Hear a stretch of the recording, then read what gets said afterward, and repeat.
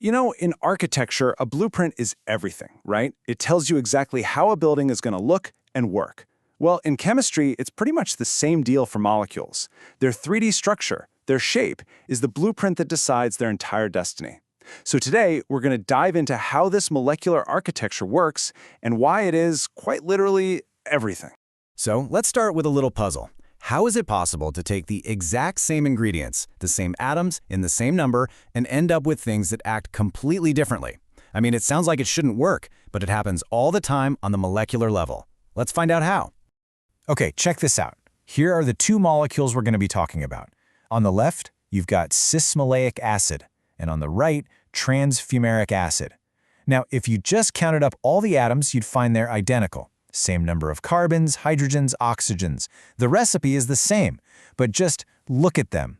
The way they're arranged in space, their 3D architecture is obviously different.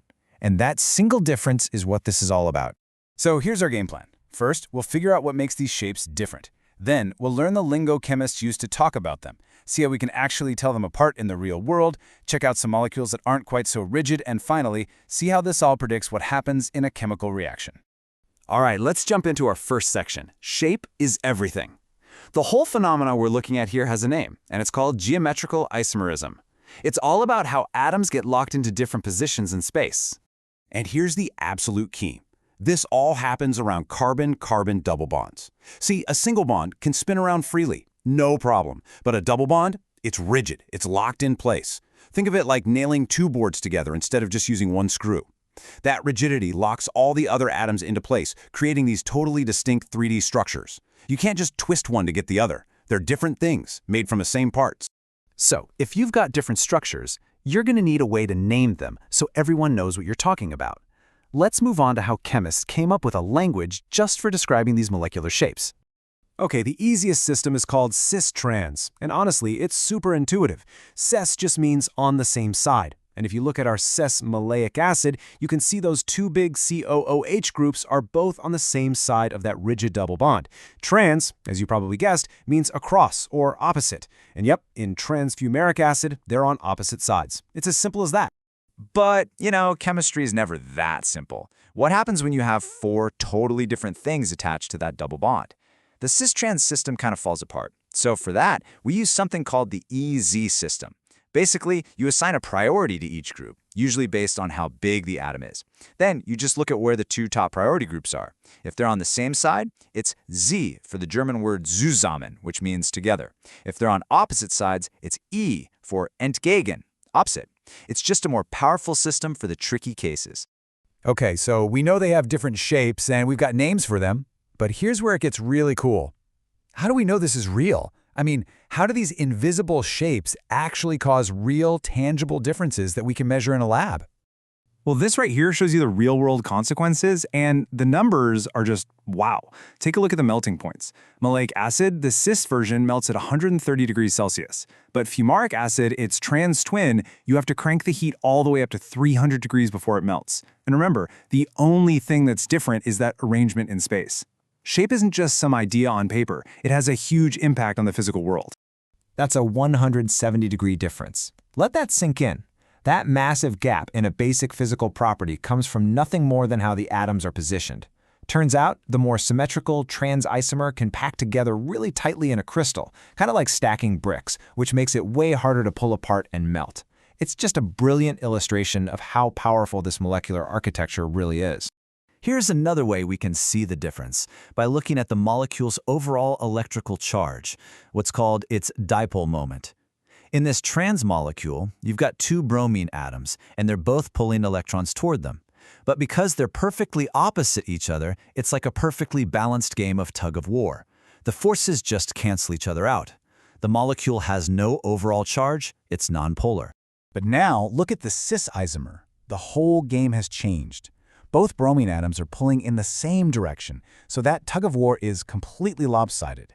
The forces add up, which gives one side of the molecule a negative charge and the other a positive charge.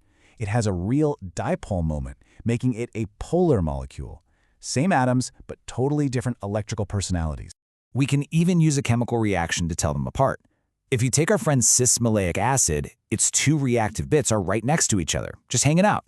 So when you heat it up, they can easily reach out, grab each other, and form a totally new ring structure.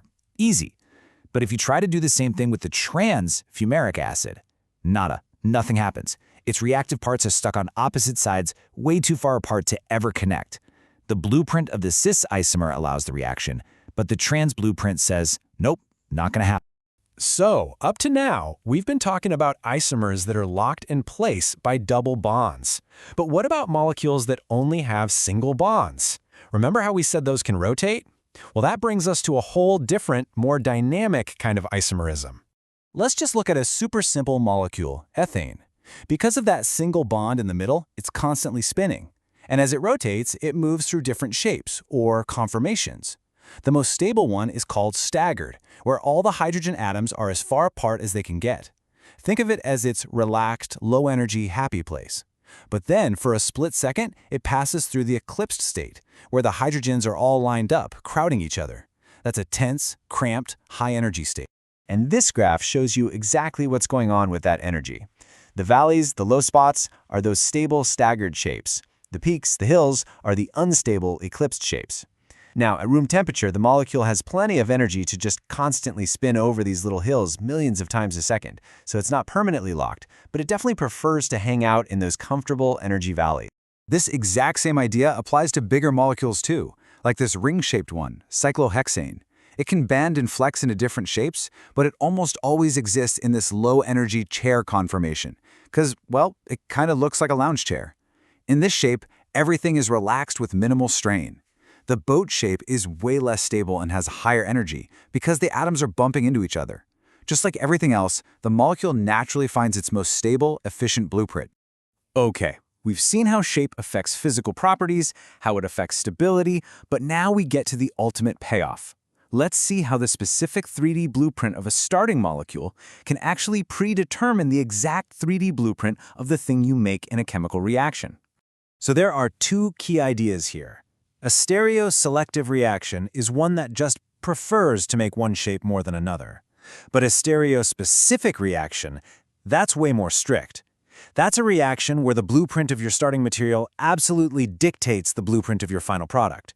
One specific starting shape will give you one and only one specific final shape. And here is the perfect example. In this first reaction, we're starting with cis-2-butene. That's our blue point. When we add bromine to it, the way the reaction happens forces a very specific outcome, what we call a racemic mixture. As you can see, that's just a perfect 50-50 mix of two products that are mirror images of each other. And now for the punchline. Let's just swap out the blueprint. This time, we start with trans-2-butene. We add the same bromine, same conditions, everything's the same. But because our starting architecture was different, we get a totally different result. Just a single, specific product called a meso compound. Two different starting blueprints, same reaction, two completely different outcomes. It's proof that in chemistry, the initial shape really is destiny. And that brings us to this perfect summary from the source material. This reaction is stereospecific because different stereoisomers give different stereoisomers. In other words, that molecular blueprint isn't just a passive feature. It's an active set of instructions that the reaction has no choice but to follow. So we've seen today that a tiny twist in a molecule's blueprint can change a melting point by 170 degrees, flip its electrical properties on their head, and completely control the outcome of a reaction. And that really just leaves you with one big question. If that's true for these simple molecules, what other invisible structures and unseen architectures are out there, shaping everything in our world, from the drugs in our medicine cabinets to the materials we build our lives with?